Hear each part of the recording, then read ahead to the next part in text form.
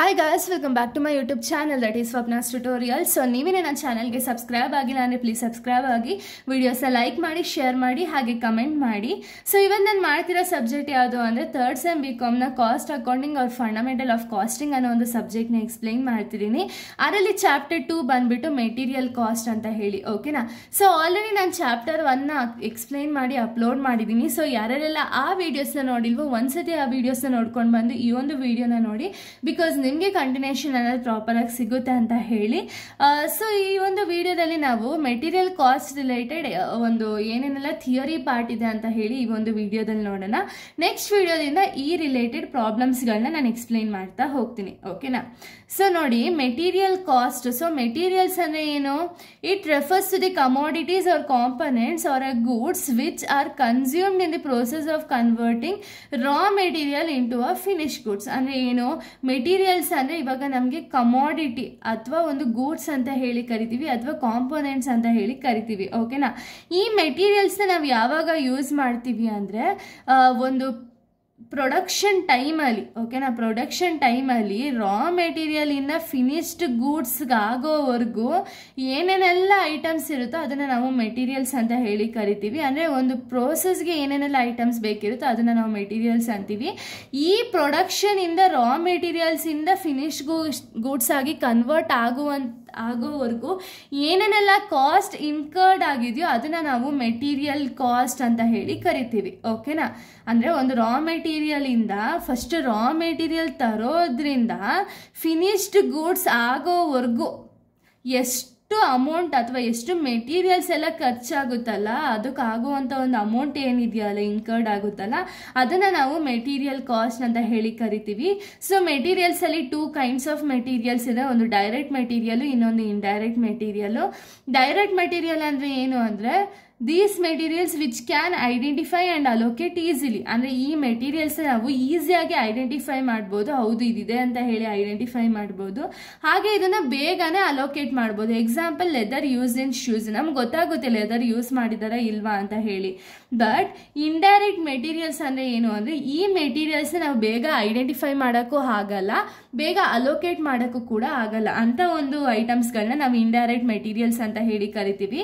Example, nut and bolts. ಇವಾಗ nut and bolts ಹಾಕಿದ್ದಾರೆ ಅಂತ ನಮಗೆ ಗೊತ್ತಿರುತ್ತೆ, ಬಟ್ ನಾವು ಈಸಿಯಾಗಿ ಐಡೆಂಟಿಫೈ ಮಾಡೋಕ್ಕೆ ಆಗಲ್ಲ, ಓಕೆನಾ. ಅದನ್ನು ನಾವು ಇಂಡೈರೆಕ್ಟ್ ಮೆಟೀರಿಯಲ್ಸ್ ಅಂತ ಹೇಳಿ ಕರಿತೀವಿ. ಇನ್ನು ನೆಕ್ಸ್ಟ್ ಬಂದ್ಬಿಟ್ಟು ಮೆಥಡ್ಸ್ ಟು ಕಂಟ್ರೋಲ್ ಇನ್ವೆಂಟರಿ. ಅಂದರೆ ನಿಮಗೆ ಇಷ್ಟು ರಿಲೇಟೆಡ್ ಪ್ರಾಬ್ಲಮ್ಸ್ ಅನ್ನೋದು ಅರೈಸ್ ಆಗುತ್ತೆ, ಓಕೆನಾ. ಸೊ ಇವಾಗ ನೀವು ಸೆಕೆಂಡ್ ಚಾಪ್ಟರ್ ನೀವು ನೋಡ್ಕೊಳ್ತಿದ್ದೀರಾ ಅಂದರೆ ಇಷ್ಟು ರಿಲೇಟೆಡ್ ಪ್ರಾಬ್ಲಮ್ಸು ಕೂಡ ನೀವು ಪಕ್ಕ ಆಗಿದ್ರೆ ಮಾತ್ರ ನಿಮಗೆ ಸೆಕೆಂಡ್ ಚಾಪ್ಟರ್ ನಿಮ್ಗೆ ಈಸಿ ಆಗುತ್ತಿಲ್ಲ, ಅಂದರೆ ಸೆಕೆಂಡ್ ಚಾಪ್ಟರ್ ತುಂಬಾ ಕಷ್ಟ ಆಗುತ್ತೆ, ಓಕೆನಾ. ಸೊ ನೋಡಿ, methods of controlling the inventory ಯಾವುದೆಲ್ಲ ಮೆಥಡ್ ಇದೆ ಅಂದರೆ stock levels, stock levels related problems ಅನ್ನೋದಿದೆ. ಎಕನಾಮಿಕ್ ಆರ್ಡರ್ ಕ್ವಾಂಟಿಟಿ, EOQ ಅಂತ ಹೇಳಿ ಕರೀತಾರೆ, ಇದು ರಿಲೇಟೆಡು ಪ್ರಾಬ್ಲಮ್ಸ್ ಇದೆ. ABC ಅನಾಲಿಸಿಸ್ ರಿಲೇಟೆಡು ನಿಮಗೆ ಪ್ರಾಬ್ಲಮ್ಸ್ ಅನ್ನೋದು ಅರೈಸ್ ಆಗ್ತಾ ಹೋಗುತ್ತೆ. Inventory turnover ratio, just in time, BED, pricing methods, LIFO, FIFO method, ಇದು ತುಂಬ ಇಂಪಾರ್ಟೆಂಟು. ಹಾಗೆ stock level, economic order quantity, ಈ ಮೂರು ಕೂಡ ನಿಮಗೆ ತುಂಬ ಇಂಪಾರ್ಟೆಂಟ್ ಆಗಿರುವಂಥ ಒಂದು ಟಾಪಿಕ್ಸ್ಗಳು, ಓಕೆನಾ. ಸೊ ಈ ಇಷ್ಟು ರಿಲೇಟೆಡ್ ಕೂಡ ನಿಮಗೆ ಪ್ರಾಬ್ಲಮ್ಸ್ ಅನ್ನೋದೇ ಅರೈಸ್ ಆಗ್ತಾ ಹೋಗುತ್ತೆ. ಸೊ ಇದು ಥಿಯರಿ ಪಾರ್ಟಿಗೆ ಇಷ್ಟು ಥಿಯರಿ ಇದೆ ಅಷ್ಟೇ, ಇದರಲ್ಲಿ ಏನು ಜಾಸ್ತಿ ಥಿಯರಿ ಇಲ್ಲ. ಸೊ ಇವಾಗ ನಾನು ಡೈರೆಕ್ಟಾಗಿ ಸ್ಟಾಕ್ ಲೆವೆಲ್ದು ಫಸ್ಟ್ ಈ ಒಂದು ವಿಡಿಯೋದಲ್ಲಿ ನಾನು ಸ್ಟಾಕ್ ಲೆವೆಲ್ದು ಫಾರ್ಮ್ಯಾಟ್ ಹೇಳ್ತೀನಿ, ಓಕೆನಾ, ಯಾವ ರೀತಿ ಪ್ರಾಬ್ಲಮ್ಸ್ನ ಮಾಡಬೇಕು ಅಂತ ಹೇಳಿ. ನೆಕ್ಸ್ಟ್ ವಿಡಿಯೋದಿಂದ ನಾನು ಪ್ರಾಬ್ಲಮ್ಗಳನ್ನ ಸ್ಟಾರ್ಟ್ ಮಾಡ್ತಾ ಹೋಗ್ತೀನಿ, ಓಕೆನಾ. ಈಗ ನಾವು ಸ್ಟಾಕ್ ಲೆವೆಲ್ದು ಒಂದು ಫಾರ್ಮ್ಯಾಟ್ ಯಾವ ರೀತಿ ಇದೆ ಅಂತ ಹೇಳಿ ನೋಡೋದಾದ್ರೆ, ಸೊ ನೋಡಿ, ಸ್ಟಾಕ್ ಲೆವೆಲ್ಸ್ನ ಯಾವ ರೀತಿ ಫೈಂಡ್ ಔಟ್ ಮಾಡಬೇಕು ಅಂದರೆ ಅದರಲ್ಲಿ 5 steps ಇದೆ, ಓಕೆನಾ. ಈ 5 steps ನೀವು ಸ್ಟಾಕ್ ಲೆವೆಲ್ನ ಫೈಂಡ್ ಔಟ್ ಮಾಡಬೇಕಾಗುತ್ತೆ. ಫಸ್ಟ್ ಒನ್ ರೀಆರ್ಡರ್ ಲೆವೆಲ್ ಅಂತ ಹೇಳಿ. ಸೊ ರೀಆರ್ಡರ್ ಲೆವೆಲ್ದು ಒಂದು ಫಾರ್ಮುಲಾ ಏನಿದೆ ಅಂದರೆ maximum consumption into maximum reorder period. Maximum ಎಷ್ಟು ಕನ್ಸಂಪ್ಷನ್ ಆಗಿದೆ ಹಾಗೆ ಮ್ಯಾಕ್ಸಿಮಮ್ ರೀಆರ್ಡರ್ ಪೀರಿಯಡ್ ಎಷ್ಟಿದೆ ಅಂತ ಹೇಳಿ ಇಂಟು ಮಾಡಿದಾಗ ನಿಮಗೆ ರೀಆರ್ಡರ್ ಲೆವೆಲ್ ಎಷ್ಟು ಅಂತ ಹೇಳಿ ಸಿಗುತ್ತೆ, ಓಕೆನಾ. ನೆಕ್ಸ್ಟ್ ಲೆವೆಲ್ ಬಂದ್ಬಿಟ್ಟು ಮಿನಿಮಮ್ ಲೆವೆಲಲ್ಲಿ ನಿಮಗೆ ರೀಆರ್ಡರ್ ಲೆವೆಲ್ದು ಏನು ಆನ್ಸರ್ ಬಂದಿರುತ್ತಲ್ಲ ಆ answer into normal consumption into normal reorder ಲೆವೆಲ್ನ ಮಾಡಿದ್ರೆ ನಿಮಗೆ ಒಂದು ಮಿನಿಮಮ್ ಲೆವೆಲ್ ಎಷ್ಟು ಅಂತ ಹೇಳಿ ಸಿಗುತ್ತೆ. ನೆಕ್ಸ್ಟ್ ಮ್ಯಾಕ್ಸಿಮಮ್ ಲೆವೆಲ್ ಬಂದ್ಬಿಟ್ಟು reorder level plus reorder quantity ಏನು ಬರುತ್ತಲ್ಲ, reorder quantity minus minimum consumption into minimum reorder level ಮಾಡಿದಾಗ ನಿಮಗೆ ಮ್ಯಾಕ್ಸಿಮಮ್ ಲೆವೆಲ್ ಎಷ್ಟು ಅಂತ ಹೇಳಿ ಗೊತ್ತಾಗುತ್ತೆ. ಓಕೆನಾ. Next average stock level. Average stock level ಹೆಂಗೆ ಫೈಂಡ್ ಔಟ್ ಮಾಡೋದು?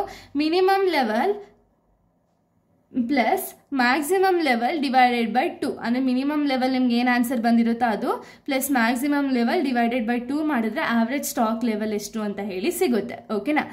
ಲಾಸ್ಟ್ ಸ್ಟೆಪ್ ಬಂದ್ಬಿಟ್ಟು ಡೇಂಜರ್ ಲೆವೆಲ್. ಡೇಂಜರ್ ಲೆವೆಲ್ ಹೆಂಗೆ ಫೈಂಡ್ ಔಟ್ ಮಾಡೋದು? Normal consumption into emergency period ಮಾಡಿದ್ರೆ ನಿಮಗೆ ಡೇಂಜರ್ ಲೆವೆಲ್ ಎಷ್ಟು ಅಂತ ಹೇಳಿ ಸಿಗುತ್ತೆ. ಓಕೆನಾ. ಸೊ ಇದು related to stock levels. So stock levels ಈ ರೀತಿ ಪ್ರೊಸೀಜರ್ಸ್ನ ನೀವು ಫಾಲೋ ಅಪ್ ಮಾಡಿದ್ರಿ ಅಂದರೆ ಸ್ಟಾಕ್ ಲೆವೆಲ್ಸ್ ಇಷ್ಟೇ ಈಸಿ. ಬರೀ 5 ಫಾರ್ಮುಲಾ ಕಲ್ತ್ಕೊಂಡ್ರೆ ನಿಮ್ಗೆ ಅಲ್ಲೇ ಎಲ್ಲ ಐಟಮ್ಸು ಇರುತ್ತೆ, ಎಲ್ಲ ಡೀಟೇಲ್ಸು ಇರುತ್ತೆ. ಅದಕ್ಕೆ ನೀವು ಈ ಒಂದು ಫಾರ್ಮುಲಾನ ಸಬ್ಸ್ಟಿಟ್ಯೂಟ್ ಮಾಡಬೇಕು ಅಷ್ಟೇ. ಓಕೆನಾ. ಸೊ ಇಲ್ಲಿಗೆ ಒಂದು ಫಾರ್ಮೆಟ್ ಅನ್ನೋದು ಕಂಪ್ಲೀಟ್ ಆಗುತ್ತೆ. ನೆಕ್ಸ್ಟ್ ವಿಡಿಯೋದಲ್ಲಿ ನಾನು ಡೈರೆಕ್ಟ್ ಪ್ರಾಬ್ಲಮ್ಸ್ನ ಸ್ಟಾರ್ಟ್ ಮಾಡ್ತಾ ಹೋಗ್ತೀನಿ. So thank you guys, thanks for watching.